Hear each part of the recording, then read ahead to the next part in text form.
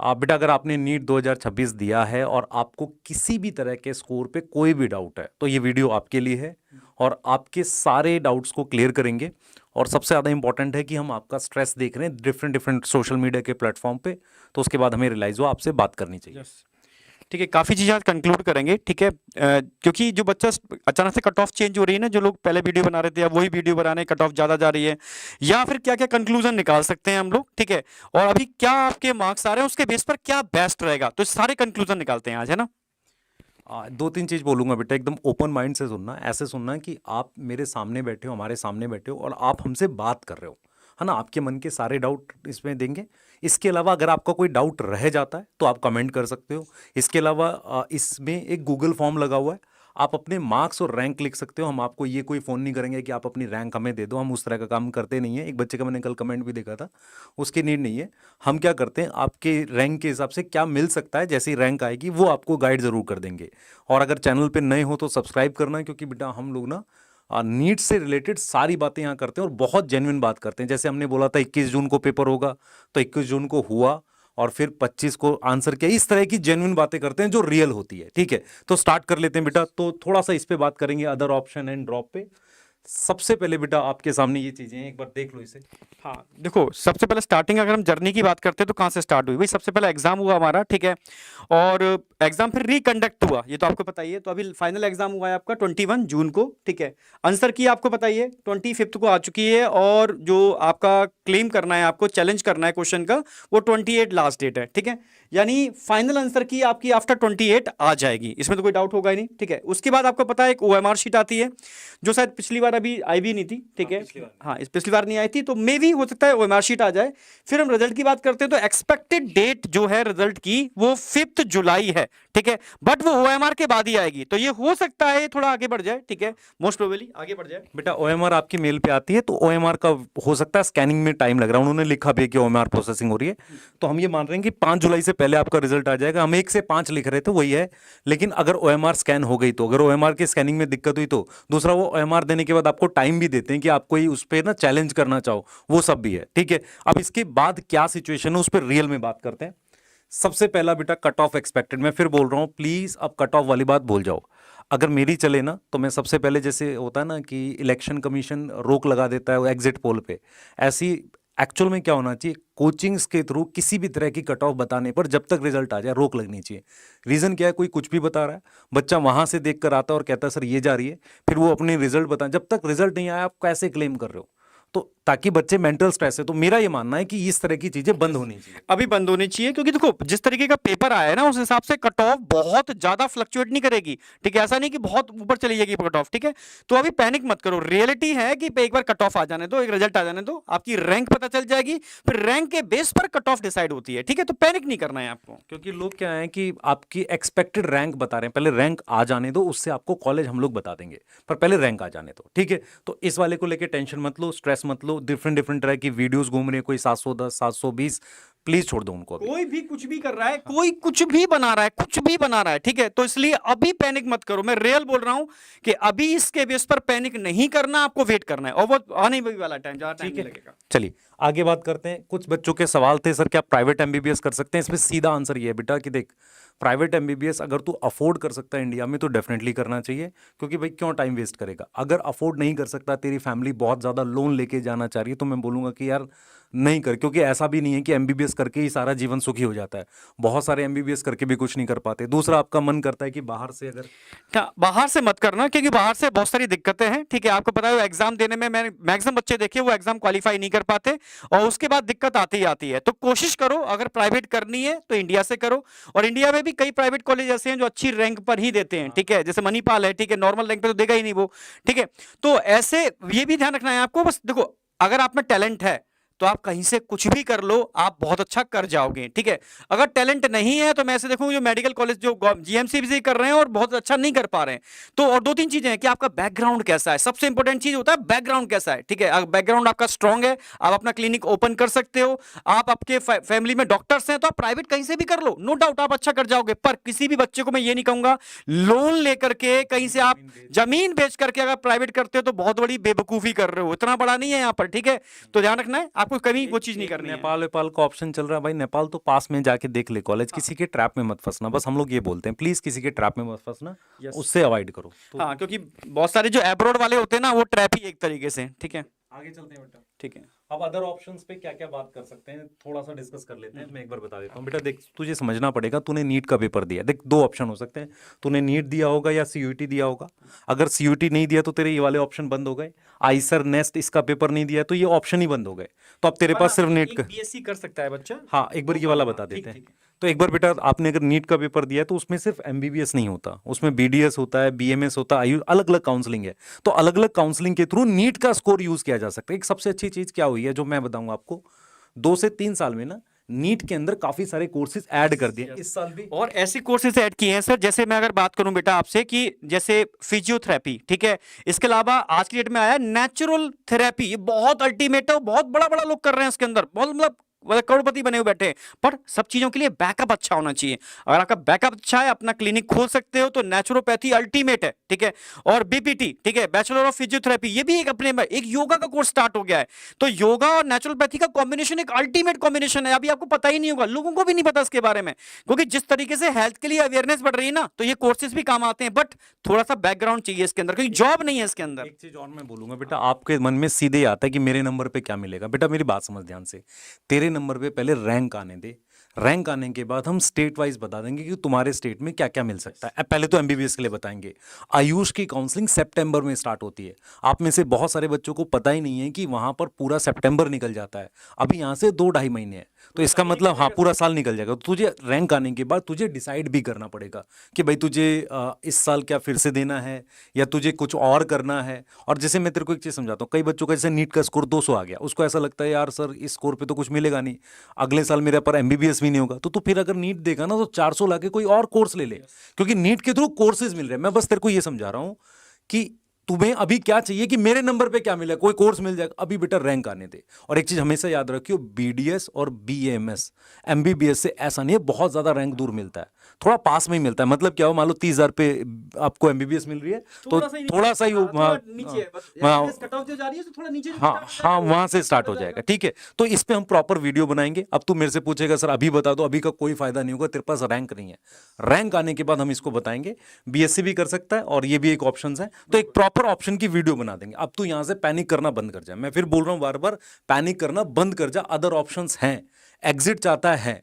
ठीक है, यस, कई बच्चे ऐसे जिन्होंने अभी सीयूटी का एग्जाम नहीं दिया, तो बीएससी आप कॉलेज से कर सकते हो। ठीक है, ऐसा नहीं है कि बीएससी का दरवाजा बंद हो गया, हाँ, पर सीयूटी से करोगे तो बीएससी एक अच्छे कॉलेज से मिल जाएगी आपको। ठीक है, उसके बाद एमएससी बीएड करके भी आप निकल सकते हो, ऑप्शंस हैं। ठीक है, अब कुछ बच्चों को बेटा ड्रॉप और पार्शियल ड्रॉप में कंफ्यूजन है, मैं दोनों में क्लियर करता हूँ। जैसे मान लो कुछ, जैसे किन बच्चों को ड्रॉप नहीं करना चाहिए। अगर मान लो आपका फैमिली बैकग्राउंड ऐसा है कि वो चाहते हैं कि आप कल से अर्निंग करने लगो, बहुत गरीब हैं, उनको लगता है कि नहीं आप मतलब मत करो। मतलब कई बार होता है ना कि फैमिली को देख के मुझे तकलीफ होती है, भाई तुम्हारे फादर जो हैं या मदर जो हैं उतना अफोर्ड नहीं कर सकते, आपको ऐसा लगता है यार मैं साल भर बैठ ही नहीं पाऊंगा, मुझे कुछ काम करना चाहिए, मुझे कहीं ट्यूशन भी पढ़ानी चाहिए। ऐसे के साथ बेटा ड्रॉप करना बहुत मुश्किल होता है। लोग करते हैं, तुम ऐसी कहानियां सुनते हो, पर मुश्किल हो जाता है। अगर तुम्हारा फैमिली बैकग्राउंड थोड़ा भी ठीक है कि हाँ वो, दूसरा फैमिली बैकग्राउंड से ज़्यादा है तुम्हारे को सपोर्ट मिल रहा है कि नहीं पेरेंट्स से, अगर सपोर्ट मिल रहा है तो कर सकते हो। दूसरा बेटा आपकी एज बहुत नहीं होनी चाहिए। अब क्या है कि मान लो आपकी 27-28 साल एज हो गई, फिर कब एमबीबीएस करोगे, बहुत सारे अटेम्प्ट हो गए, 7 अटेम्प्ट हो गए, तो ये सारे पैरामीटर्स काम करते हैं। यस, और जो सबसे इंपॉर्टेंट पैरामीटर सर बता दो, यस, क्या आपका सब्जेक्ट इंप्रूव हो रहा है या नहीं हो रहा। कई बच्चे ऐसे हैं जो 3 या 4 साल का अटेम्प्ट दे चुके हैं, बट अभी भी उनके मार्क्स 250 के आसपास आ रहे हैं, तो बेटा ठीक है छोड़ देना चाहिए। बहुत सारे ऑप्शंस हैं और ये एक लंबी प्रोसेस है। ठीक है भाई, ये क्या आप जो भी जाओगे लंबी प्रोसेस है। ठीक है, नॉर्मल बीएससी एमएससी करके भी, इसलिए आप ऐसा कोर्स करो जिसमें फटाफट आप अर्निंग स्टार्ट कर पाओ। ठीक है, तो ये पैनिक मत करो कि यार मुझे करना ही है, जिद मत पालो कि मुझे करना ही है। ठीक है, हाँ, अगर लगता है कि मैं फिजिक्स केमिस्ट्री में इंप्रूव कर पा रहा हूं, मैं अपनी कमियों को आइडेंटिफाई करके उस पर काम कर पाऊंगा, तो करो, नहीं तो छोड़ो आप। क्योंकि मैंने देखा बेटा फिजिक्स के क्वेश्चन सॉल्व नहीं हो रहे, 3 साल हो गया, बायो में तो 300 आ रहे हैं, पेपर आसान आ रहा है, फिजिक्स केमिस्ट्री सॉल्व नहीं हो रही, तो छोड़ दे बेटा, नहीं होगा वो, बिना उसके होगा नहीं। और इवन एससी एसटी में भी नहीं हो रहा अब तो, ठीक है, तो छोड़ दे, अगर तेरे से नहीं हो रहा है उसमें परेशान होने की कोई जरूरत नहीं है। अच्छा, जैसे ही हम कहते हैं ना छोड़ दे, तो तेरे मन में आता सर एक बार फिर ट्राई कर लो। अच्छा, मैं कहूँगा ट्राई कर ले, तो तू कहेगा सर ड्रॉप करने को बोल रहे हैं। मैं तेरे को ओपनली बोल रहा हूँ, तेरी फैमिली का सपोर्ट नहीं मिल रहा है, तेरी अटेम्प्ट ज़्यादा हो गए, बहुत ज़्यादा एज ज़्यादा हो गई, फिजिक्स केमिस्ट्री इंप्रूव नहीं हो रही। अगर तू 45 में से तुझे लग रहा है कि मैं 35-40 क्वेश्चन नहीं बना पाऊंगा, बहुत मेहनत करने के बाद भी, तो नहीं करना चाहिए। एकदम खुल के बोल रहा हूँ बेटा, ऐसा कोई डरने की बात नहीं है ना। एक और चीज़ है कि ड्रॉप और पार्शियल ड्रॉप में क्या है, एक बार थोड़ा देख लेते हैं। तो ड्रॉप आपने जैसे लास्ट ईयर आप देखो कि आपके मान लो 400 नंबर थे, अभी आपके 500 आ गए, या 200 थे आपके 300 आ रहे हैं, 400 आ रहे हैं। अगर आपके साल भर में मार्क्स इंप्रूव कर हो रहे हैं, तभी आपको दोबारा ड्रॉप करना चाहिए। वो दिखना चाहिए कि आपका देखो लास्ट ईयर इतना था, अब इतना बढ़ गया आपका, नहीं नहीं आपने इंप्रूवमेंट किया है, ठीक है। तो आप सोच सकते हो ड्रॉप के बारे में। और ड्रॉप के लिए मैंने बताया, सर ने डिस्कस किया भी कि फैमिली बैकग्राउंड सपोर्ट है कि तो कौन सा अटेम्प्ट है आपका, बहुत सारी चीजें हैं, ठीक है। जैसे लास्ट ईयर दिस ईयर, हाँ आपका मार्क्स इंप्रूवमेंट हो रहा है नहीं हो रहा, ठीक है। अच्छा, कंसंट्रेट ही नहीं करता आप यस, अगर आपको लगता है कि मैं बहुत डाइवर्ट रहता हूं, ठीक है, मैं कभी ये कभी ये कभी ये, तो आप यार छोड़ो, ठीक है, मतलब मत करो आप, ठीक है। अच्छा, यहाँ एक चीज मैं बोलना हाँ, चाहूंगा हाँ। बेटा, ऑफलाइन आपको कंसंट्रेट नहीं करा सकता, आपको खुद करना पड़ेगा। ऑनलाइन में आप अकेले बैठते हो, आपको लगता है कि मैं नहीं कंसंट्रेट कर पा रहा हूँ, ऑफलाइन में दोस्त बन जाते हैं। आप में से बहुत सारे बच्चों ने 1 साल ऑनलाइन किया, 1 साल ऑफलाइन किया, दोनों साल नहीं हुआ। रीजन क्या है कि आप ना कंसंट्रेट नहीं कर पाते, आप सेम डे पढ़ाई नहीं कर पाते। दूसरी चीज क्या है कि आपको पढ़ना भी नहीं आता। बहुत सारे बच्चों को नहीं पता कितने क्वेश्चन करने हैं, क्या करने हैं, ये आपको बेटा प्रॉपर बैच से ही पता चलता है।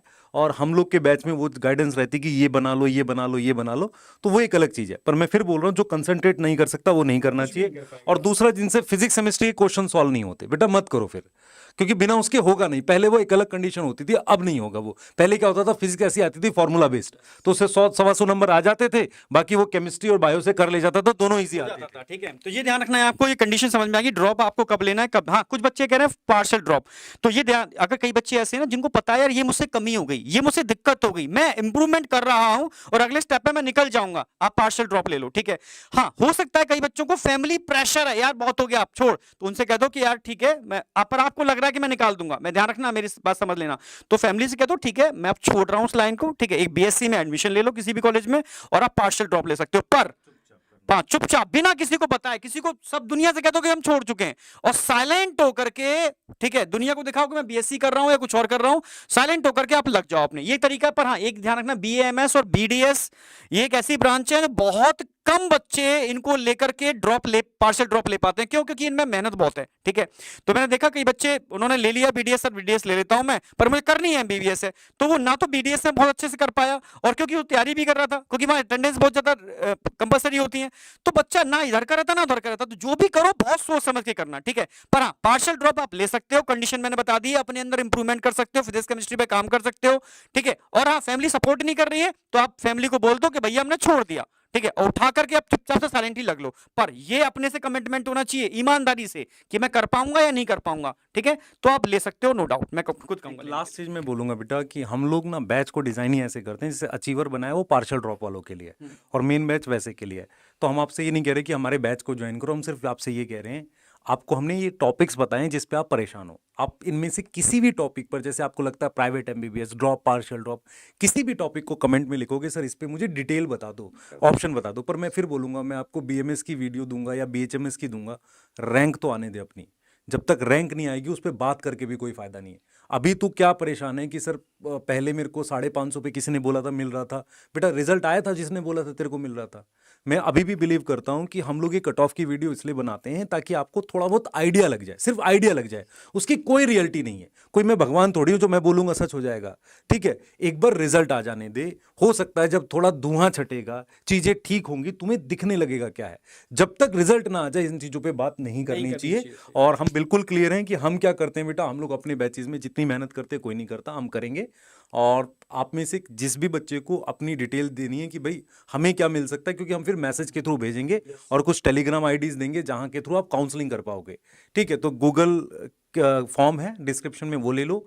किसी को बैच परचेज करना है वो जाकर वहां से कर सकता है। फिर मैं बोलूंगा ये वीडियो सिर्फ आपको ये बताने के लिए, पेशेंस रख, वेट कर रिजल्ट आने का, हम उसके बाद भी तेरे साथ खड़े हैं। तो चाहे हमारे साथ ड्रॉप करके पढ़े ना पढ़े, ईमानदारी से सोचना, किसने यूट्यूब पे सबसे ज़्यादा तुम्हें पढ़ाया, कौन वो लोग थे जिन्होंने सिलेबस सबसे टाइम से खत्म कराया, आज भी वो तुम्हारे साथ उसी तरीके से खड़े हैं, हम कभी यहाँ से जाने वाले नहीं हैं। बस अगर आपने सपना पाल रखा है, ठीक है, और डट के काम करना चाहते हो, तो हम आपके साथ खड़े हैं, ये आपको पता है। चाहे वाईटी हो, चाहे बैच हो, चाहे कुछ भी हो, ठीक है, और चाहे नीट किसी भी लेवल पे चला जाए, हम आपके साथ रहेंगे और अल्टीमेट लेवल पे रहेंगे। मैं खुल के दावा करता हूं, पूरी इंडिया के अंदर अगर सबसे ज्यादा ताकत लगाने वाला कोई होगा तो आप हमें सबसे ज्यादा पाओगे, अपने बराबर पाओगे, अपने साथ पाओगे, ये गारंटी मैं दे रहा हूं, ठीक है, क्योंकि हम बच्चे के साथ हैं और बच्चे के लिए डट के काम करने वाले हैं, पीछे हटने वाले नहीं है, ये ध्यान रखना, ठीक है। तो ये ध्यान रखना, तो इसलिए ये डिसीजन आपको लेना है। अगर आपको एमबीबीएस करनी है, आपको आगे ड्रॉप लेना है, तो हम आपके साथ खड़े हैं। नहीं लेना तो भी आपको पूरा गाइड करेंगे कि आप अपनी लाइफ में बेटर क्या कर सकते हो, अपनी लाइफ में क्या बहुत अच्छा कर सकते हो, उसके लिए भी आपके साथ खड़े हुए हैं। इसके वेबिनार होते हैं, वेबिनार मतलब अलग अलग सेशन लगा देंगे भाई, प्राइवेट एमबीबीएस के अलग गाइडेंस का एक सेशन लगा देंगे ताकि आपको अपनी बात पता चल जाए, उस तरीके से तो आप कमेंट कर देना, हम उसी हिसाब से चीजें डिजाइन कर देंगे, उस हिसाब से हम आपको उस चीज के बारे में डिटेल्ड आपकी काउंसलिंग कर देंगे। बाकी बेटा वो इमोशनल वीडियोस के चक्कर में मत आओ जिसमें कोई भी आपको ये समझा रहा है कि तुझे 15 घंटे पढ़ना पड़ेगा, नहीं पढ़ सकता कोई भाई। 2-2 घंटे की 3 क्लास है, उसके बाद उसकी डीपीपी करनी है, 15 घंटे कहाँ से पढ़ लेगा सेल्फ स्टडी में। वो फर्जी, वो प्रैक्टिकल बात करते हैं। आपसे फिजिक्स केमिस्ट्री सॉल्व हो रही है, आपको लग रहा है इंप्रूवमेंट हो रही है, तो ही ड्रॉप करना, किसी के झांसे में मत आओ। सबसे पहले जो इस तरह की वीडियो बनाते हैं उनसे पूछो तो सिलेबस कब खत्म करोगे, पहले पूछो उससे। अगर तुम मार्च में खत्म, मैं पूछता हूँ तेरे से, तू मार्च में सिलेबस खत्म करेगा, फिर अगले 15 दिन तेरा अपना खत्म, टीचर ने मार्च में खत्म किया, तेरा खत्म हो रहा उसके 15 दिन बाद, अप्रैल में जाके कौन सी रिवीजन होगी। तो इसीलिए मैं कहता हूँ कि हम लोग बोलते नहीं है पर आपको पता होनी चाहिए बातें। मिलते हैं नेक्स्ट, है ना। ठीक है, बाय। ओके बेटा, बाय।